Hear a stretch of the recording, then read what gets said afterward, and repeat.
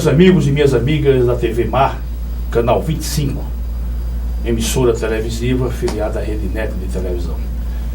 Estamos começando mais um Momento Jurídico, mais um programa de entrevistas onde eu procuro trazer para conversar conosco e conversar com os senhores pessoas que tenham realmente importância social, importância, eu digo, intelectual, para que possam nos deixar boas informações.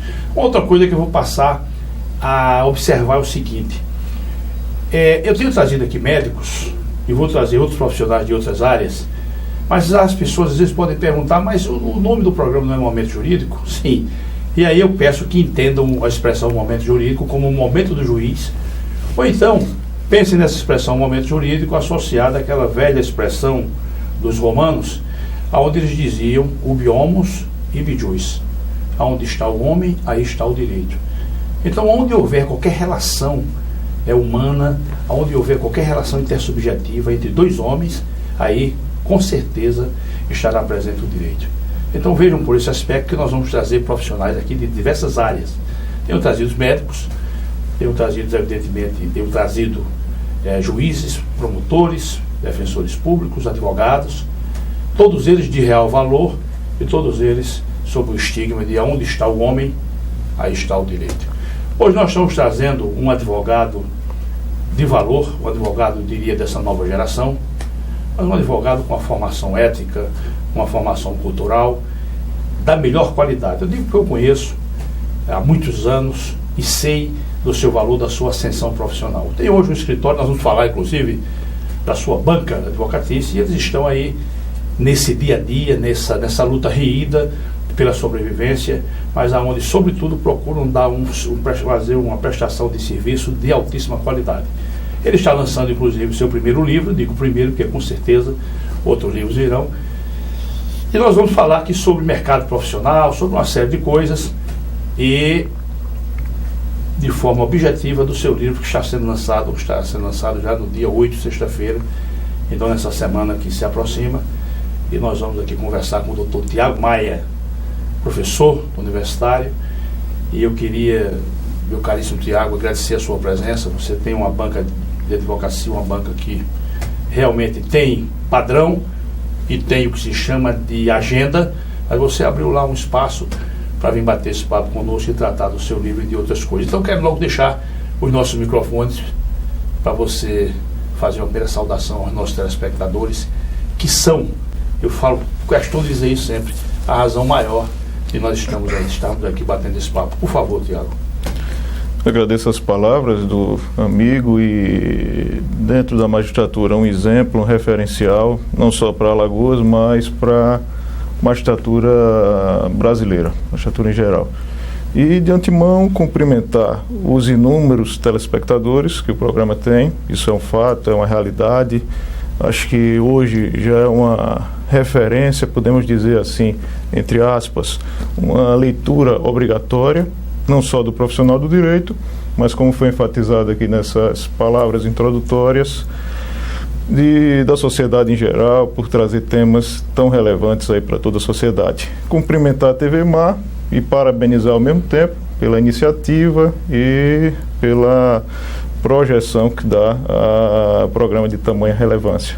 Cumprimentar, evidentemente, a todos os telespectadores, e, claro, ao mesmo tempo, registrar a minha felicidade, a minha alegria, satisfação pessoal e profissional de participar de um programa tão relevante para todos nós. Tiago, nós só quem agradecer. Ratifico, o agradecimento vem meu pessoal e vem da casa, da direção da casa, você está aqui conosco. Mas, Tiago, para a gente começar a conversar, você tem uma formação intelectual sólida, mas sobretudo muito estável. A primeira coisa que me chama a atenção, você fez todo o curso de formação, eu falo, na minha época chamava-se primário, ginásio científico, né? Hoje é fundamental e segundo grau. Você fez todo ele num colégio só, né? Isso é. Minha formação ela vem na época do Colégio Sacramento, isso a gente falando dessa época de ensino. Posteriormente, aí já na formação superior pela Universidade Federal de Alagoas, que foi onde eu tive a oportunidade de conviver com grandes mestres, e aí, evidentemente, começar a me apaixonar, a realmente amar um dos direitos com maior intensidade, que foi o direito tributário. Quero tratar sobre isso especificamente. Certo. Ô, Tiago, você fez a sua formação aqui na Universidade Federal. Isso. Eu me lembro, você ainda bem jovem. Mas eu queria elucidar o fato que você tem. Seus pais são médicos, você sabe da minha relação de amizade com nosso caríssimo Jurandir, com Laís, você sabe, pessoas que, né, eu tenho uma afinidade quase que familiar, né? Você tem 2 irmãs médicas. Você tem 2 cunhados médicos. E você foi quem escapou e foi para a advocacia. Quando eu digo escapou, saiu dessa mesma linha. Como é que deu isso? Quem foi que... A primeira vez que você percebeu essa aproximação com o direito, como é que se deu isso? Isso acho que é inato, é vocação realmente. E eu acredito que a partir de leituras, na época não técnicas, e aí eu, quando cito essas leituras, cito própria revistas que mostram assuntos que permeiam nossa sociedade, e evidentemente já naquela época, assim como hoje, a gente tinha aí muitos debates jurídicos sendo visualizado também numa linguagem leiga, numa linguagem acessível para quem não tinha a formação à época. E aí esses problemas sociais, essas situações que o direito se mostra presente com uma intensidade, uma força maior do que outros instrumentos de controle, como a moral, a religião, nos fizeram ter uma proximidade maior a ponto de pretender ter uma formação intelectual na área e batalhar do dia a dia pela defesa dos direitos, pugnar por tais direitos. Isso é muito importante. Ô, Tiago, mas você, assim concluiu o curso de Direito, você tem uma passagem, eu acho muito importante, relevante na formação do indivíduo. Eu não tive porque minha geração, você teve na PUC de São Paulo. Você passou 2 anos em São Paulo fazendo uma extensão universitária. Você fez a sua especialização lá em Direito Tributário. Correto. Né? Agora, antes de chegar nesse assunto, eu vou querer perguntar um pouco, o que foi que lhe chamou a atenção para o Direito Tributário? Ele explica. Na minha época de faculdade, o Direito Tributário era um direito que não chamava atenção. Nós cumprimos o curso de Direito Tributário em 2 períodos, tive grandes professores, mas era um direito que não atraía, um direito que não nos chamava atenção. Como é que você... Porque a sua proficiência exclusiva é do direito tributário. Isso. Na verdade, isso é muito importante. Como é que você foi atraído pelo direito tributário? Tanto na docência quanto na atividade advocatícia, a área específica é tributária, atuação exclusiva realmente nessa área. Veja bem, na época da faculdade, como eu tinha relatado há pouco, eu tive o prazer de ter convivido com grandes mestres, e assim como um amigo também relator. E um deles em especial não era de direito tributário, da matéria, mas uma matéria, mesmo com as devidas diferenças, que se aproxima em alguns pontos, principalmente quando se fala em tributos, que era o direito financeiro. E aí nesse patamar, o professor época de direito financeiro na faculdade, lá na UFAL, era o Gabriel Ivo. Certo. E para mim, sem dúvida, um dos maiores nomes nessa área do direito financeiro, e foi quem me introduziu, vamos dizer assim, nessas primeiras linhas, nesse primeiro contato com os tributos. O nosso Gabriel, ele é da PUC também. É da PUC, a formação uma dele. Vez, só para aproveitar esse momento histórico, uma vez eu estava em São Paulo e encontrei com o nosso Gabriel Ivo ali no Viaduto do Chá. Você sabe que em São Paulo você só encontra uma pessoa se você acertar para se encontrar com ela. E no meio daquele, se o trânsito ajudar, no meio daquele mundaréu de gente, ele vinha em alta velocidade, eu também em alta velocidade, e nós nos encontramos, nos cumprimentando rapidamente. Está fazendo por aqui? Aí disse, rapaz, eu estou aqui na PUC, estou fazendo, acho que mestrado. Era doutorado, do doutorado dele, exatamente. Eu me recordo disso, mas continue, por favor.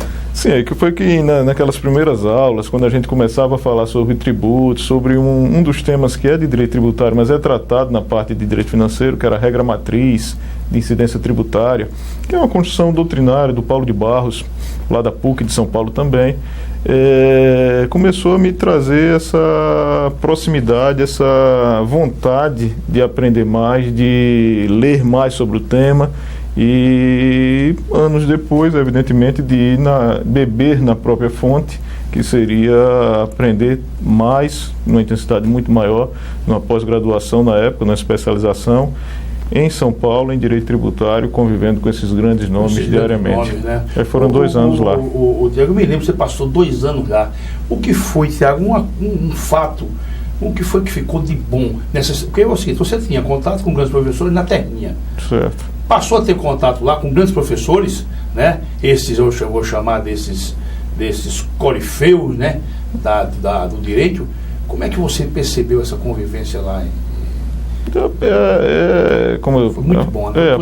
A palavra que eu costumo sempre citar nesse momento da vida, que realmente foi apaixonante. Você tinha a oportunidade de debater diariamente grandes temas, não só no convívio em sala de aula, como mesmo pela disponibilidade da maior parte deles fora de sala de aula, e realmente um momento de enriquecimento profissional e até de vida também, por experiência de morar fora, a primeira minha na época, também muito grande e que só contribuiu para a minha formação, sem dúvida. Muito bom. Mas você acaba também de concluir o seu mestrado. Isso, Eu concluí em foi isso aí? Eu concluí em 2014 pela Universidade Federal aqui de Alagoas, e o mestrado é em Direito Público, e nesse caso do Direito Público a minha linha de pesquisa foi em Direito Tributário. Tive a satisfação de ser orientado por um grande nome da área tributária, um amigo seu de magistratura, que é o Dr. Manuel Cavalcante, que com certeza passou grandes ensinamentos que contribuíram para a finalização da pesquisa com sucesso, sem dúvida. Bom. Inclusive a sua pesquisa, depois você transformou justamente nessa obra que você está lançando. Isso, eu tive vamos dizer assim, uma vontade despretensiosa de enviar para uma editora de âmbito nacional, que foi a Lumen Juris, e o trabalho para submeter uma aprovação, para ver se conseguia aprovar essas linhas, esse fruto desse trabalho, com algumas adaptações, com alguns ajustes pequenos, pontuais, que foram feitos após a finalização da pesquisa. Isso passa pelo conselho editorial, ele analisa.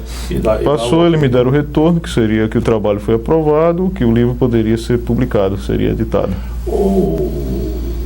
Meu caríssimo Tiago, nós estamos evoluindo aqui na nossa conversa, e a sua experiência como professor?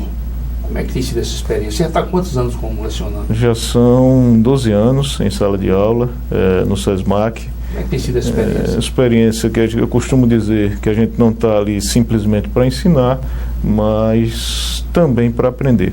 E o direito tributário, que é o caso da matéria que eu leciono nesse tempo todo, é uma matéria que percebo nos alunos, assim como na sociedade em geral, que já foi até um pouco revelado aqui nessa nossa conversa, que causa uma certa repulsa, uma certa rechaça.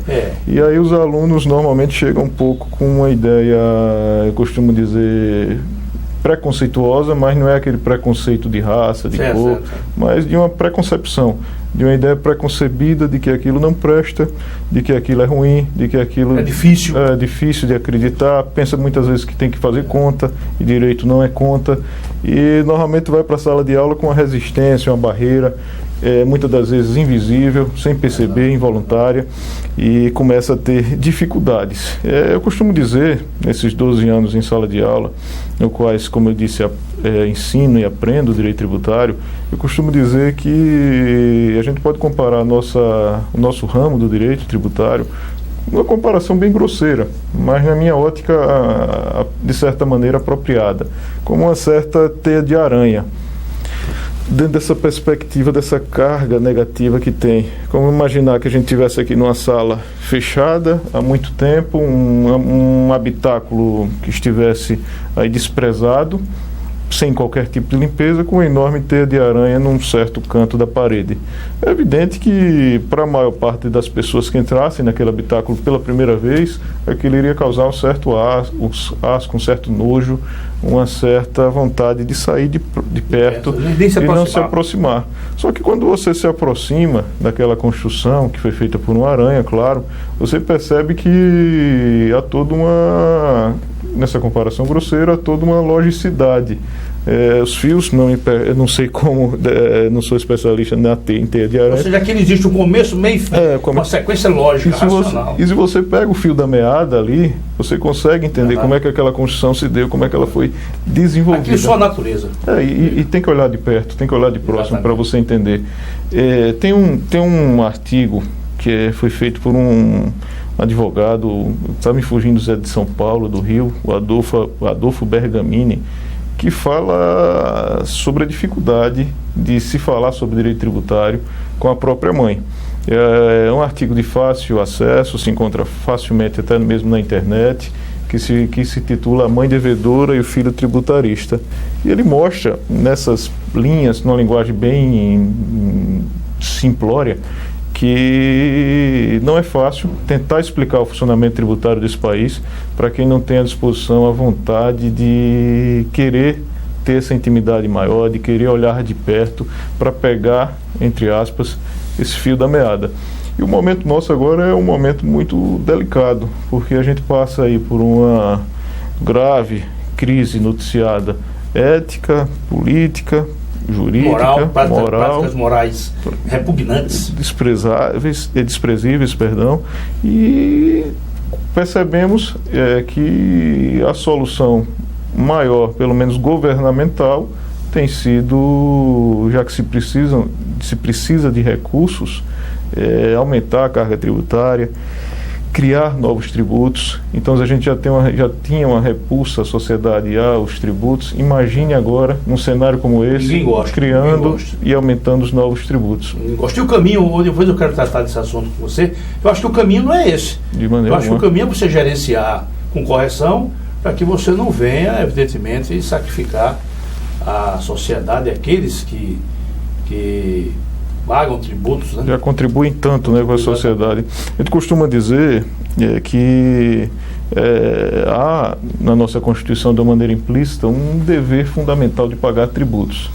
Muitas das vezes isso não é muito bem visto, mas é evidente que se a gente tem, por exemplo, no artigo 5º um rol de direitos e garantias fundamentais, a gente tem ali um custo para implementar, para efetivar. E a principal fonte de recursos do Estado são os tributos. Agora, o grande problema a gente já tem uma carga tributária altíssima. Para se ter uma ideia, e aí eu faço uma outra comparação, que acho que pode se aproveitar alguma coisa dela. Eu lembro da época da coroa portuguesa, que cobrava, por exemplo, aquele 1/5 da riqueza produzida nacional. Até de derrama, quando eu na hora da arrecadação, isso, foi 20%, era 20%, se convencionou chamar de 1/5, e aí era tão odiado pelos brasileiros na época que se chamava de 5º, até hoje se chama e se associa a coisa ruim, o 5º dos infernos, né? E aí na época que ela resolveu cobrar todos os atrasados, a gente ficou conhecido aquele episódio como, de uma vez só, como derrama. Hoje, a gente tem aí, segundo o IBPT, que é o Instituto Brasileiro de Planejamento Tributário, a gente tem uma carga tributária que beira aí 40%. Nessa comparação, a gente chega aí a 2/5. Então é natural, não na intensidade que causou naquela época da Inconfidência Mineira, que a gente sabe bem o desfecho que ocasionou aquilo, a gente percebe que é natural que a população, realmente, que a sociedade esteja cheia de tanto tributo. Tiago, o que eu acho grave é que a contrapartida, em razão dessa forte carga tributária, a contrapartida é simplesmente deplorável. Nós temos um sistema de ensino público, né, e não obstante o altíssimo valor dos nossos professores, horrível. Nós temos um sistema de saúde miserável, essa que é a expressão. Nós não temos estrada, é um negócio muito complicado isso. Agora, em contrapartida, nós temos também esses escândalos.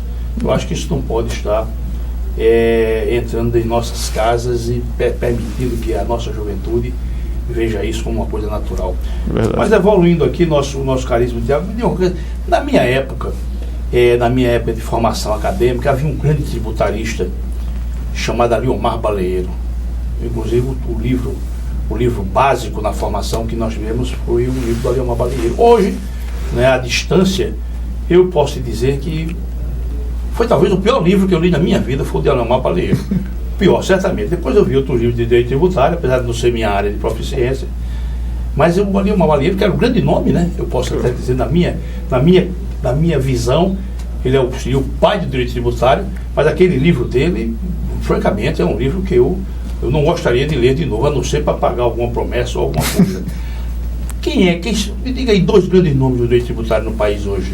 A gente tem, sem dúvida, uma missão que não vou me esquivar, vou citar, mas temos muito mais do que 2 nomes. É até difícil a gente precisar apenas 2. Bernardo Ribeiro de Moraes. É um excelente. Ainda está em moda? Ainda está. É um clássico, né? É um clássico. Eu considero já como um clássico, assim como o Baleiro. O Baleiro é um dos maiores nomes de tributário, trouxe uma contribuição. Apesar de ser uma leitura, como se falou, não das mais agradáveis, mas trouxe uma contribuição imensa para o direito tributário. Mas o Bernardo Ribeiro de Moraes é uma leitura agradabilíssima. Agradável. Ele falando sobre contribuição de melhoria é brincadeira, né? É como uma leitura de autores modernos, que a gente recomenda mais, por serem autores mais de atualidade. É como uma leitura do professor cearense Hugo de Brito Machado. Sem dúvida, um livro já consagrado, o curso de Direito Tributário. Hugo de Brito Machado. Para a graduação, acho que é o melhor livro, o início do contato Direito Tributário, pela linguagem acessível, simples e, ao mesmo tempo, com profundidade e eficiência necessária. Deve estar aí na 30ª, não me recordo exatamente, 6ª edição. Tiago, aquele livro do Bernardo Ribeiro de Moraes, ele foi reeditado? Ele tem ainda, a gente encontra ainda o livro dele. Mas ele reeditou, não, né? Ele está vivo ainda? Eu não sei te falar com precisão, mas ainda está. Mas o livro dele está sendo reeditado, sabe te informar? Eu tenho o livro dele mais de uma edição, mas confesso que ultimamente não procurei, então não sei. Pois é, eu quero saber, inclusive, se o nosso Bernardo. Eu volto a repetir, não é minha área de proficiência. Certo. Mas o Bernardo Ribeiro de Moraes é uma obra que eu diria todo cidadão deve ter em casa. Não é só o estudante de direito não profissional, todo cidadão deve ter em casa aquele livro. E uma obra também excelente de tributário, além da do de Brito, do Bernardo, do próprio Aliomar, que eu considero dos modernos, seria um segundo. Sacha Calmon, como é que anda por aí? É uma boa leitura também, o Sacha Calmon. Mas uma que eu considero, pelo menos me identifico um pouco mais com a linha de pensamento, é do próprio Paulo de Barros, pela formação lá da PUC, né? Paulo de Barros Carvalho, sem dúvida, é uma leitura, não obstante ser uma leitura muito profunda, uma leitura que não é fácil também, mas que traz aí uma visão crítica dos assuntos, dos temas de direito tributário que você não encontra, melhor dizendo, com certa facilidade em outros autores. Tiago, me diga uma coisa, e a grade curricular, como é que você vê de direito tributário? Eu estou te lembrando na minha época de formação, porque foi sofrimento. Olha, aqueles 2 períodos de direito tributário foram sofridos. Como é que você vê a grade curricular hoje? Poderia melhorar alguma coisa para o estudante? A grade de tributário, assim como das demais matérias, ela é uma grade que a gente, como professor, enquanto professor, a gente tem uma dificuldade de lidar com o tempo. Evidentemente que hoje ainda são 2 períodos, é um ano, dependendo da faculdade, a gente tem aí 2 períodos ou um ano, e evidentemente que a complexidade dos temas, a imensidão de tributos que existe no nosso sistema tributário e na própria complexidade do sistema, que, para se ter uma ideia, o direito tributário, na minha visão, foi o ramo, até pela intensidade que ele causa na sociedade, foi o ramo que o Constituinte 88 prestigiou. A gente tem, diferentemente de outras áreas do direito, a gente tem um capítulo próprio lá na Constituição Federal, podemos chamar o nosso sistema constitucional tributário, que traz aí um conjunto de normas de tributários sistematizadas, ou seja, juntas, compiladas, diferente de outros ramos.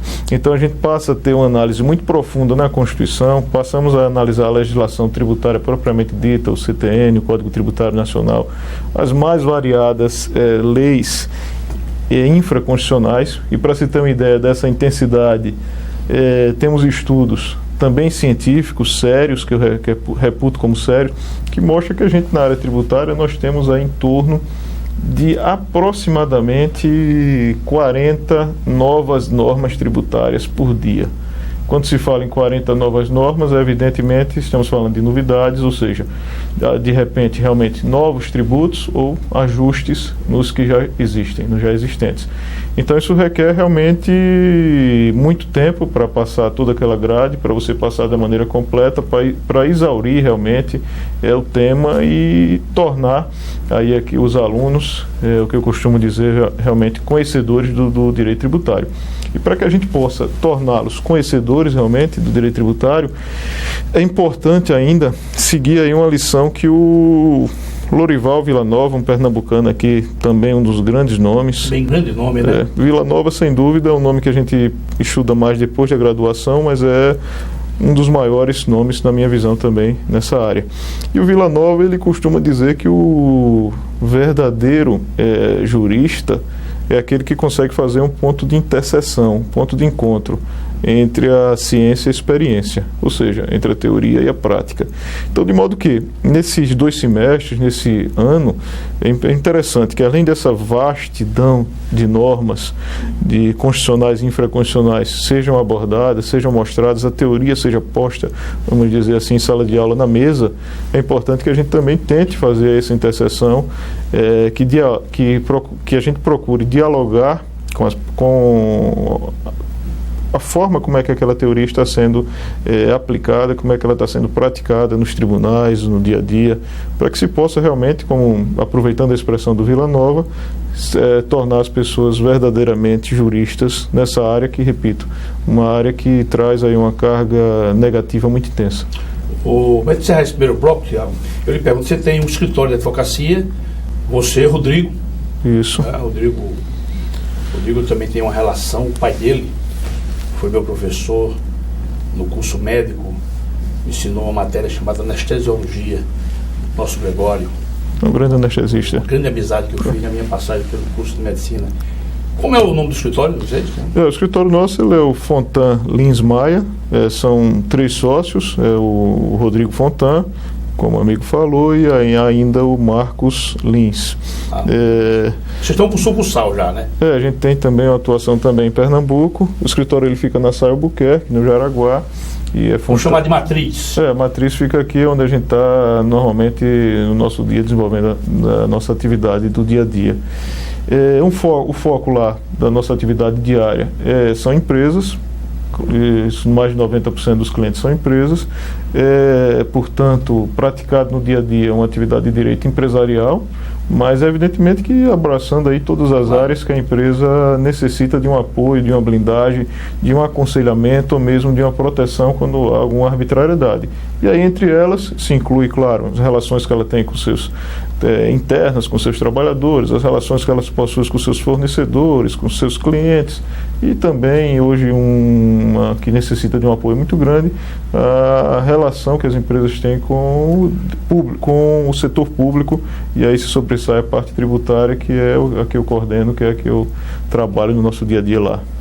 Maravilha, Tiago. Vamos fazer uma pausa, mas vamos voltar no segundo bloco, já tratando da sua obra, que está sendo lançada agora no dia 8, e que eu vou estar presente. Agradeço. Vou estar lá, vou lhe dar um abraço fraterno, vou lhe dar um abraço pessoal. Já soube que seu pai vai estar lá também. Com certeza. Você sabe que seu pai é como um irmão meu, e vou lá também dar um abraço no nosso Jurandir. Senhores telespectadores, não saiam, porque nós voltamos ainda com o nosso doutor Tiago Maia, nosso caríssimo Tiago, para evoluir a sua obra e outros assuntos também de interesse. Até daqui a pouco.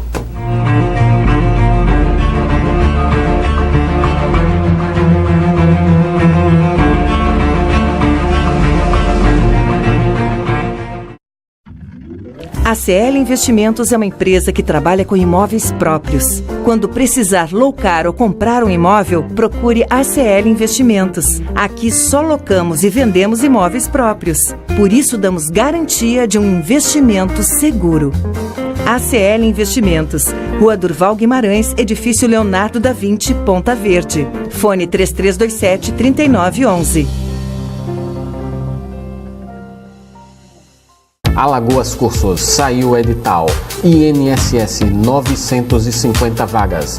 Turma Resolução de Questões CESP UNB. Aulas nos finais de semana. Início 5 de março. E também PBC, Preparatório Básico para Concursos. Início 7 de março. Estude com quem entende de aprovação. Alagoas Cursos, preparando para vencer. Quando o assunto é o seu carro, além de escolher a marca líder, escolha também a concessionária que faz mais por você. Por isso, a Blumari oferece o melhor atendimento em serviços, peças e acessórios. E ainda tem as melhores negociações, sendo totalmente certificado pelos padrões Fiat de qualidade e líder de mercado em seu segmento. Fiat Blumari, a marca do seu carro. Avenida Gustavo Paiva, Mangabeiras. O filé do Zezé é a melhor opção. Temos um cardápio variado de churrasco e comida caseira. Churrasco de picanha preparados de um jeito todo especial. Zezé em Casa, 3313-4004. Antes de curtir o verão, passe no O Borrachão e aproveite estas ofertas. Caixa térmica Mor, 34 litros, apenas R$ 79,90 à vista. Churrasqueira elétrica Fischer, por R$ 109,90. Tenda 3x3, por apenas R$ 149,90 à vista. E que tal equipar o seu carro para o carnaval? Caixa de som 12 polegadas, R$ 740 em 12 vezes nos cartões. É verão e as ofertas estão aqui no O Borrachão. O Borrachão, o Nordeste compra aqui.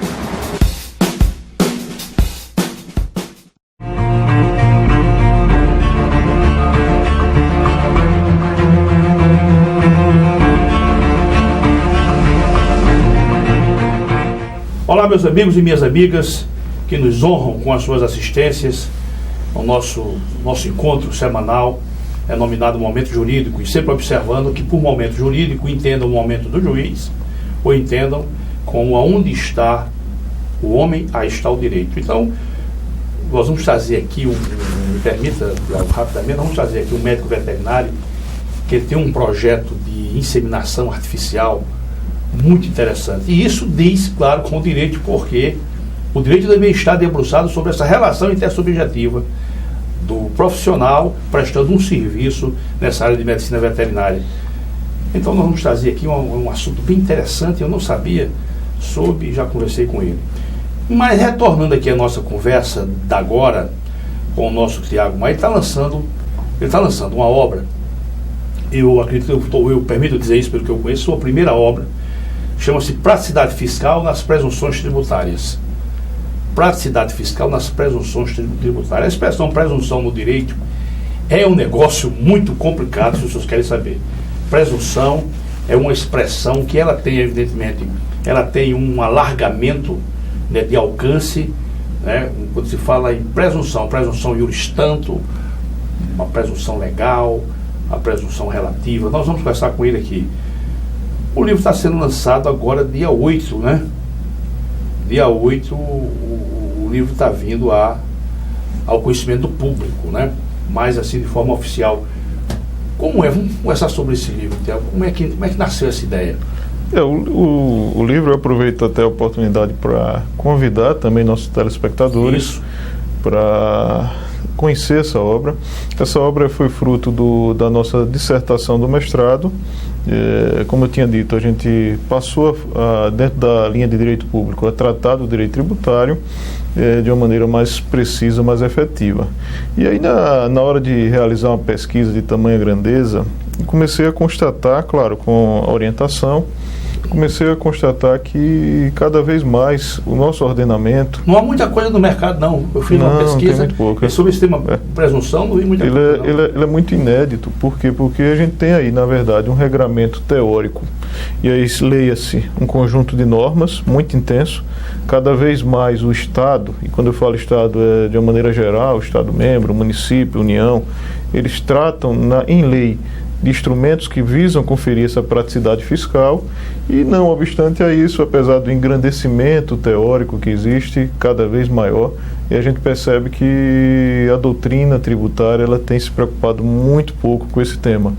Então foi o que nos despertou, dentro desse convívio com o direito tributário, a querer compreender melhor, a trazer de maneira escrita aí algumas anotações que foram fruto dessa pesquisa nossa durante 2 anos aí no mestrado da UFAL. Essa pesquisa levou 2 anos? 2 anos, Quer dizer, quando você começou o mestrado, você já entrou focado? Já começa fazendo, a gente, na seleção do mestrado, a gente é obrigado na seleção, apresentar um projeto apenas, que pode sofrer melhorias, claro, com certeza sofre. Claro. E aí esse evidentemente sofreu, foi adaptado, foi ajustado, claro, e a praticidade se tornou o tema central daquele antigo projeto. E mostrando sempre esses instrumentos de praticidade, destacando sempre que a praticidade hoje ela é inevitável, ela tem que acontecer, mas por outro lado ela precisa observar direitos fundamentais. É isso que eu ia te perguntar. A praticidade sob o aspecto fiscal, ela é uma necessidade? Ela é uma necessidade. Por que a gente costuma dizer que é uma necessidade, que ela é inevitável, que ela hoje não tem como não ser praticada? Pelo seguinte, a gente tem aí um conjunto de normas tributárias bastante extenso. Temos aí normas de direito tributário das mais variadas esferas e normas que tratam sobretudo de tributação. E por um outro lado, o que é que acontece? A gente percebe cada vez mais uma ineficácia do Estado em conseguir aplicar aquelas normas que foram criadas pelo legislador. E aí veja o contrassenso. A gente tem, de um lado, a necessidade de ter tributos, porque, como foi dito já aqui nessa conversa, sem eles a gente não consegue assegurar, a gente não consegue efetivar direitos também. Mas, por outro lado... O próprio Estado não consegue dinamizar suas funções, né? Ele não consegue dinamizar as funções, não consegue, eu posso ser até mais forte dizer, ser Estado, porque o Estado ele nasce para permitir essa vida em sociedade e ele só consegue pacificar se tiver esse conjunto de normas regulando. E o conjunto de normas criado, ele exige, em razão do custo, que tributos sejam criados. E aí, infelizmente, como nessa carga tributária altíssima que temos e distorções já visualizadas nessa conversa, a gente percebe que cada vez mais se criam tributos. O Estado cria com a sede e vontade de arrecadar, uma sanha arrecadatória muito grande. Só que não adianta nada eu ter tributos criados e, por outro lado, não conseguir arrecadá-los, não conseguir implementá-los. Então, instrumentos de praticidade, que a gente chama de praticidade fiscal, eles buscam justamente tornar mais simples, mais efetiva, menos onerosa a chamada legislação tributária. Ou seja, os tributos que são criados por lei. Não adianta nada, repito, criar tributos que são necessários para implementar os direitos das pessoas, que permitir a vida em sociedade, se eu não conseguir assegurar a aplicação deles. Então, esses instrumentos eles surgem para isso. Por exemplo, tem um instrumento de praticidade tributária bastante conhecido, que é a substituição tributária. O que é que acontece na substituição tributária? Ela está na Constituição Federal. Há uma presunção aí também? É uma presunção. A gente parte na substituição tributária, pelo menos a que a gente chama de progressiva, de para frente, ela presume que o fato gerador vai acontecer. O que é o fato gerador? Ela se antecipa ao fato gerador? É uma cobrança antecipada do fato gerador. Isso nasceu, evidentemente, para ser a exceção. Não nasceu quando da época da criação para ser a regra, mas diante da ineficácia estatal, do sucateamento, da falta de aparato humano, apesar de termos bons profissionais trabalhando no Estado, mas não conseguem suprir a maior parte das situações, são inúmeros os tributos. Para ter uma ideia mais exata, eu vou citar só 2 contribuições aqui. As empresas, por exemplo. Vamos imaginar só temos um pouco a noção da dimensão da carga tributária. As empresas, quando elas faturam, ou seja, quando vendem produtos, quando prestam serviços, dependendo da atividade, certo, elas passam a ter que pagar contribuições como PIS e COFINS. Ok, isso é um tipo, 2 contribuições apenas que a gente cita, indica. Certo. Depois, se porventura a empresa tiver lucro, e é da essência da atividade empresarial buscar o lucro e ter o lucro, essa empresa, quando pensa que vou respirar, eu agora tenho meu lucro, vou dividir aqui entre os sócios da empresa. Ela vai ter que, nesse momento, dividir com mais, entre aspas, um sócio, que é o governo, pagando uma nova contribuição, que é a CSLL. Então, que é a contribuição sobre o lucro líquido. Então, tem previsão constitucional, artigo 195, claro, são criadas com base na Constituição por leis infraconstitucionais, mas a base é constitucional, sim. E aí, além disso, imposto sobre a renda, taxas, tributos de inúmeras naturezas. E aí, veja, o Estado cria porque diz que é necessário, o Estado se agiganta em termos de despesas, muitas das vezes aplicando mal os recursos, como a gente percebe. Não raras vezes. Com muita frequência até. E nesse cenário, ele começa a perceber que não está adiantando nada criar e não conseguir tornar essa tributação mais eficiente. A presunção da substituição tributária, por exemplo, ela visa alcançar situações que o Estado teria dificuldades em tributar. Então, situações que normalmente lidam com a que a gente chama de cadeia de produção.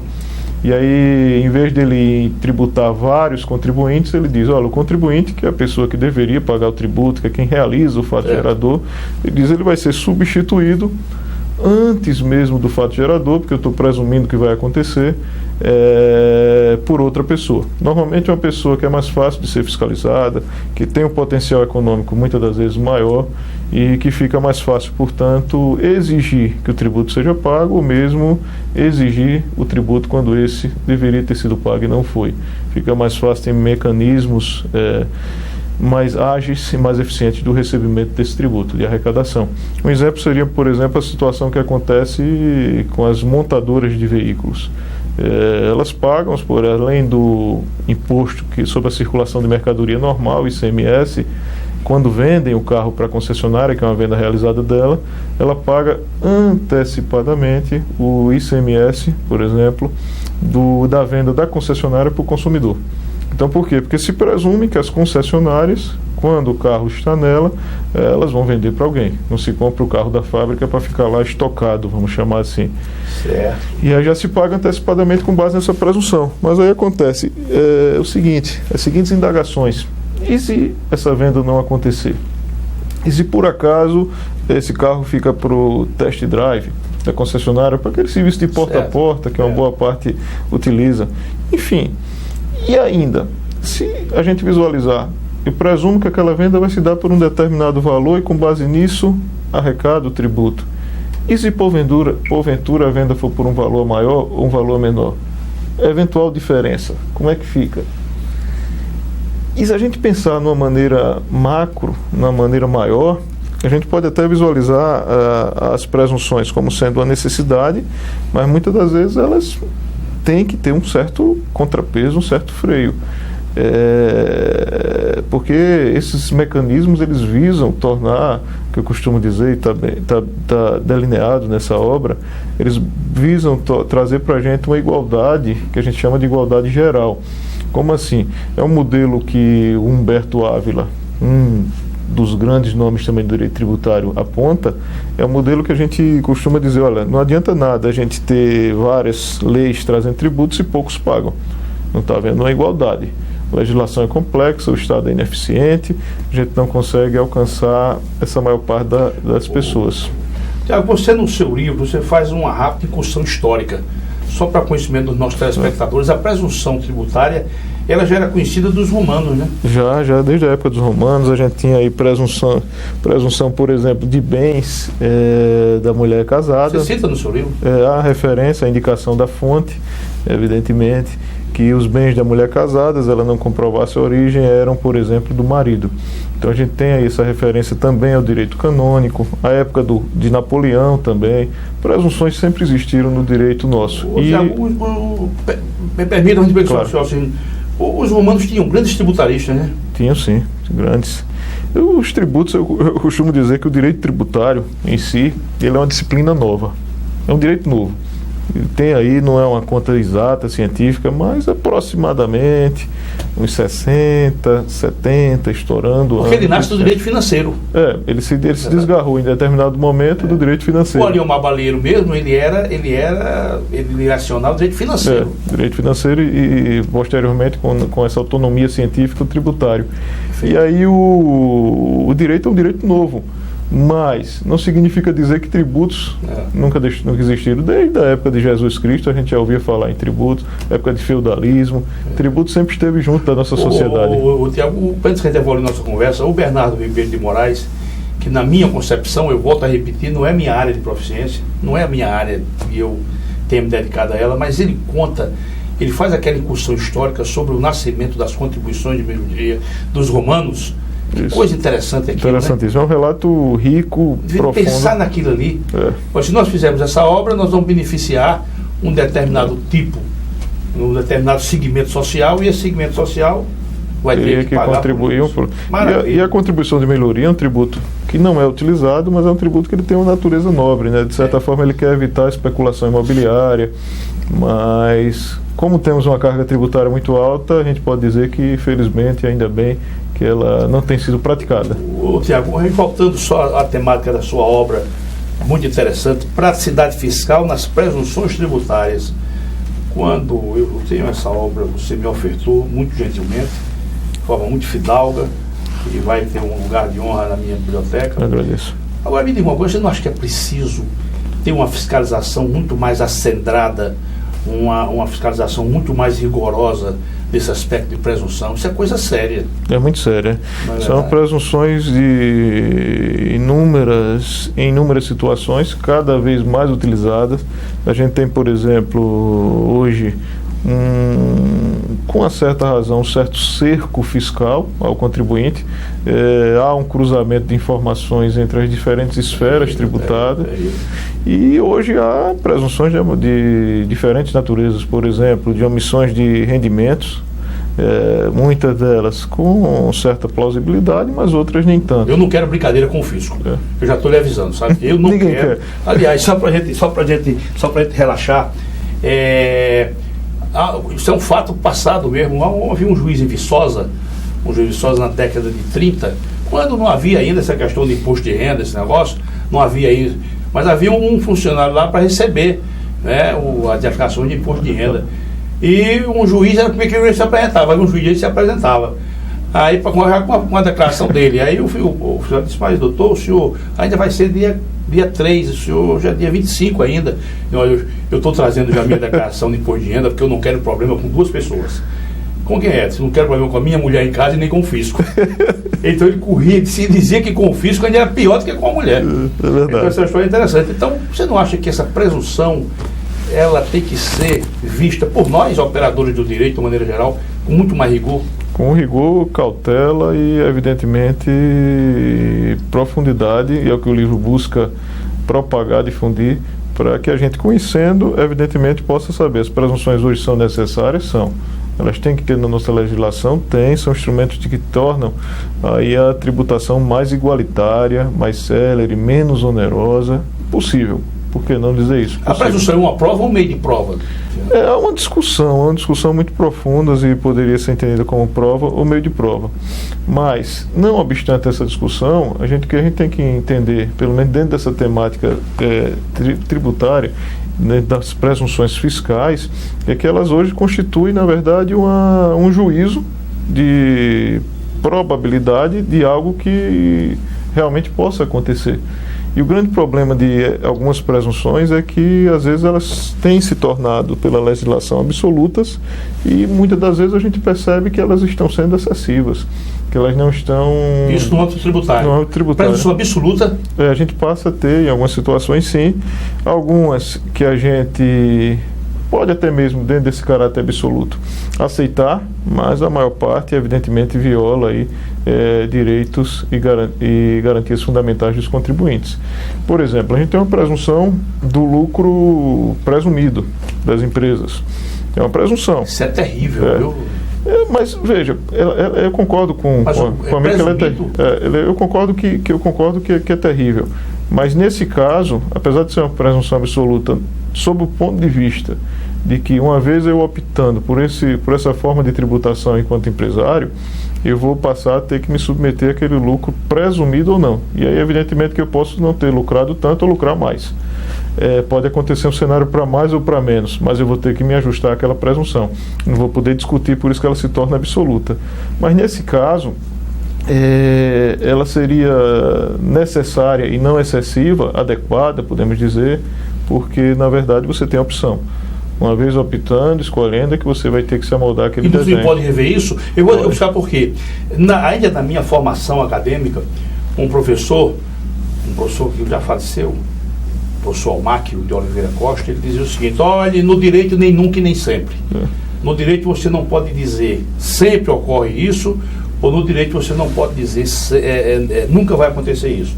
Então eu pergunto, essa presunção absoluta ela não pode ser discutida? Pode sim, pode e deve. Agora, principalmente quando você verifica e alguns fundamentos da praticidade fiscal eles estão sendo observados ou foram inobservados, melhor dizendo.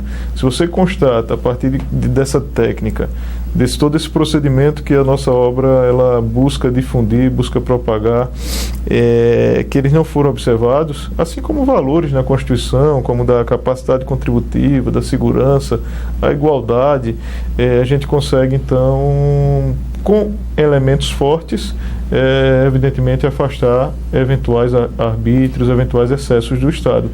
Como o amigo tinha dito aqui, Acho que o fisco ninguém quer desrespeitar, ninguém quer brigar, assim como com as mulheres. Não quero não. De maneira alguma. Mas é evidentemente que a gente, assim como as mulheres, aproveitando esse exemplo, essa colocação, o fisco, ele, infelizmente, em algumas ocasiões, pode vir a cometer excessos. E excessos, sobretudo, em razão da legislação permitir, não seriam fora da lei. Mas, infelizmente, aquela lei estaria construída sobre bases equivocadas do ponto de vista nosso constitucional. E aí, conhecendo essas balizas mestras, a gente consegue, então, adequar... Deixa só eu te falar, conclua só, por favor. Conclua. Adequar, deixar de fora, afastar eventuais equívocos. Tem que ser rigoroso. Ô Tiago, ainda nesse campo das presunções, eu, quando era advogado, eu tive uma questão, né, uma cliente, até uma cliente nossa nos procurou, porque é questão de alimentos. Certo. E eu disse para ela, olha, veja bem, eu não vejo como a gente verificar esses ganhos do seu marido.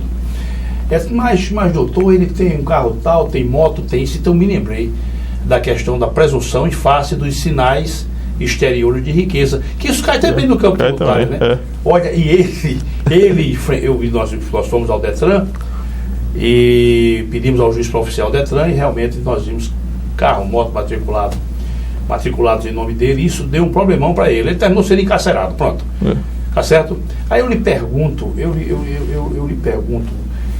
ainda só para a gente fechar essa questão, a presunção tributária, ela não se presta, por exemplo, para apurar fraude.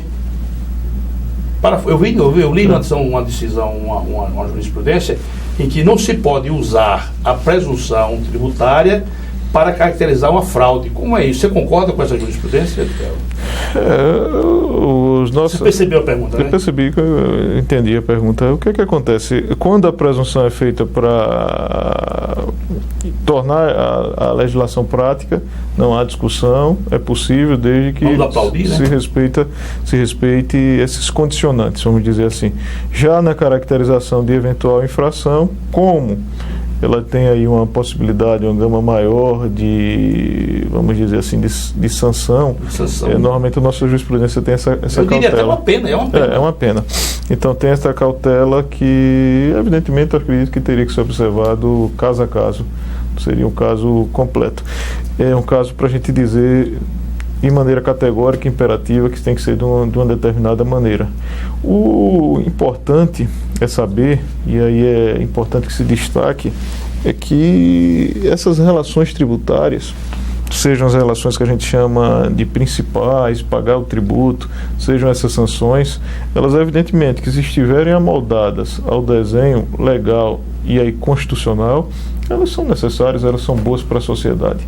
Para se ter uma ideia de como não é bom deixar de pagar tributo simplesmente porque eu estou revoltado, vamos imaginar, com os meios políticos, com essa falta nesse momento de um rigor ético, moral mais adequado, é importante que não se diga só, não vamos pagar tributo e pronto, porque depois as sanções são gravíssimas. Eu lembro aqui o maior mafioso de todos os tempos, o Al Capone. Al Capone foi pego porque sonegou. Ele saía diariamente, pelo menos era noticiado, na época, com aquele sangue frio dele, era tido como o maior mafioso, né? Então por aí a gente pode imaginar as práticas. Um deslize fiscal. E chegou a um ponto de se imaginar que não era necessário contribuir para o Estado, estava acima da lei. E aí, evidentemente, que a gente sabe o final da história, foi pego, foi preso, acho que foi 11 anos de condenação em razão de sonegação fiscal. Então não é bom. Tiago, me diga uma coisa, você acha que todos os tributos, eles recepcionam a presunção? Todos os tributos? Todas as espécies tributárias, sim. A gente encontra hoje situações, exemplos que se adequam a todas essas espécies. É possível. Né? Nossas normas já trazem, cada vez de uma maneira mais intensa, o Estado percebe cada vez que é necessário criar mais tributos e tem criado, e por outro lado não consegue arrecadar sem instrumentos de praticidade, e um deles é a presunção. E aí tem acontecido impostos sobretudo, contribuições sobretudo, mas com certeza a gente encontra casos e pode amoldar também nas demais espécies tributárias. Já me diga uma coisa, é fácil, olha a pergunta, olha a grandeza da pergunta que eu vou te fazer. É fácil fazer uma defesa tributária? Eu acho, quer dizer, eu não sou versado nessa área, mas a distância eu vejo como muito complicado fazer uma defesa tributária, porque o fisco, aliás, o sistema de fiscalização, o sistema tecnológico de fiscalização é um dos mais modernos do mundo, né? Não tem como você escapar do que se chama de malha, né? Não tem como você escapar. As defesas tributárias, a gente costuma dizer que sempre elas devem ser avaliadas como uma briga entre Davi e Golias. A gente tem um pequenino, que é o contribuinte, e do outro lado um gigante, que é o Estado. Um gigante por quê? Porque ele tem uma série de garantias, uma série de prerrogativas, de privilégios que a própria legislação assegura, até porque daquele lado está o interesse público, né? E do outro lado é privado. Como dizia Calmon de Passos, eles estão com um porrete na mão. Estão com um porrete na mão. Então, eu tenho direito a isso, não tem direito. E muito eficiente na hora de arrecadar e cobrar, por isso que a legislação foram criando aí esses instrumentos de praticidade. O que acontece, e tem que ser visualizado nesse cenário também, é que se você conhece, aí eu volto para o início da nossa conversa de hoje aqui, se você conhece o sistema, que ele é emaranhado, consegue perceber que, entretanto, o Estado está se excedendo, e muitas das vezes acontece isso, fica fácil você colocar aqueles elementos na linha de defesa e arguí-los com propriedade. Isso, claro, é avaliado caso a caso, tem que se constatar realmente se esses elementos estão presentes para que esse pequenino, que é o contribuinte, possa enfrentar aquele gigante que é o Estado. Não venha ser esmagado. Meu caro Thiago, essa conversa tão agradável, eu ainda tinha, nas minhas incursões para conversar contigo, eu ainda tinha separado alguns temas, mas fica para uma outra oportunidade, você retornará aqui, como todos os bons operadores do direito, eles estarão sempre aqui conosco, porque essa casa também é de vocês. Então eu queria deixar os nossos microfones para você fazer, lembrar, né, o lançamento do livro, fazer um convite e se despedir dos nossos telespectadores. Mais uma vez agradeço o convite do amigo, do nobre magistrado, exemplo, como repito mais uma vez, na magistratura, Dr. Jerônimo Roberto. Agradeço ainda a TV Mar pela oportunidade e me coloco sempre à disposição, evidentemente, para tratar desses temas correlatos com a tributação, com o direito tributário. E aproveito, claro, a oportunidade para convidar todos aqueles que queiram conhecer um pouco melhor, um pouco mais desses instrumentos de praticidade, para no dia 8 de abril, uma sexta-feira, às 18 horas, lá na rua Saia Albuquerque, 426, em frente ao Banco do Brasil. Vim ao lançamento dessa obra, a praticidade, nosso tema da praticidade, e que será um lançamento, inclusive, que contará com outras obras de amigos também, que vão aproveitar, que a gente vai aproveitar a oportunidade para lançar também obras que considero de grandes temas que vão enriquecer de alguma maneira o nosso conhecimento jurídico. Maravilha, muito obrigado. Thiago. Eu sou que agradeço. E vejam, senhores telespectadores, senhoras telespectadoras, que nós estamos hoje com uma pleia de bons operadores do direito em nosso Estado e que nos colocam em pé de igualdade com qualquer Estado da Federação. São esses operadores do direito que servem de orgulho e elevam as nossas letras jurídicas e a nossa sociedade. E para finalizar, nós falamos aqui tanto em Aliomar Baleiro. Para finalizar, eu quero deixar uma mensagem de nosso Aliomar, que eu trago comigo e acho que é verdadeira. Dizia Aliomar: o tempo costuma proceder da mesma forma com os homens e com os vinhos. Se são bons, o tempo os melhora. Se são ruins, o tempo os torna amargos. Até o próximo encontro, se Deus quiser.